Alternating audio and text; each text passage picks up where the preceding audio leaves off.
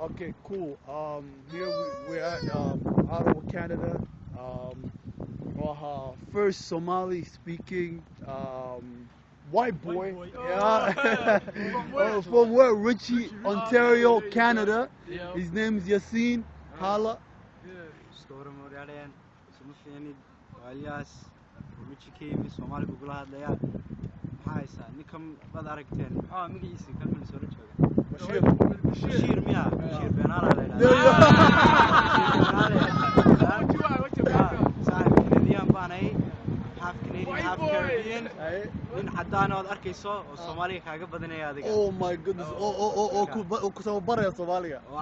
Wallahi markan waxaan ka arkaynaa meeshan inay tahay inaa luqadeena lagu dhaganaado luqadeena hooyo Soomaa Yaasiino aad baad ilaahay baa runtii jecel Soomaaligayga ayaa ka fiican Ingiriisiga hadaan ku dhaqo wow wallahi that's unbelievable ma aha Soomaaliga ku hadlo suuraya markii walaal waxaad u sheegtaa dadka dadweynaha shacabka Soomaaliyeed ee adduunka meel walba wada fadhiya waxaad u sheegtaa like background kaaga exactly quickly baa ku tiri markii Soomaali ma ku soo dhax koray hay Soomaalida dhaqankooda iyo waxooga dhan ba soo bartay moogtay hay Soomaalida waxaan ka bartay waxyaabo badan oo aan cadaan ka arki waayay moogtay xaggan Carling awoogay baa degan kii hooyaday dhalay okay ya isaga laba cisho guriga markii uu hayay wuu soo laagay moogtay waa cadaan oo ma fahmayo qiimaha family Soomaalidu taqaanay moogtay incredible Soomaalida adduunka meel kasta ku nool ee fiidiyoga daawanaya baan sheegay marka luqadda haylaabina ayidin cunay wallahi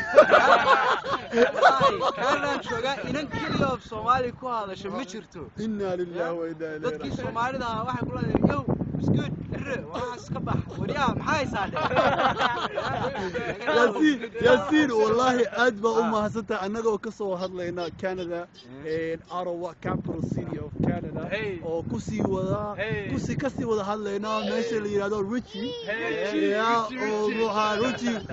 Richie is definitely represented marka waa mahadsantahay Ilyas ilaahayna ha kula garab qabto all your endeavors u sheeg please intaanan sii bixin background kaaga again half Canadian half Caribbean Somalian ku sheego half cadaan half madow waa Canadian iyo Caribbean marka guys waxba idinkuma aha inaad numberkaygaan idin dhibayaa dumarkii soo garaaca ka fiican emailka ka fiican numberkii emailka waan israacinayaa idinku waxa dooranaysaan idinka ma jirtaa numberku waxa weeyaan 613 263 9092 way dhamaatay ma fahantay emailkuna waxa weeyaan Ilyas ILYAZ05@hotmail.com. There you go. Marka you know all the females oo rabaan inay guur doon yihiin iska soo waca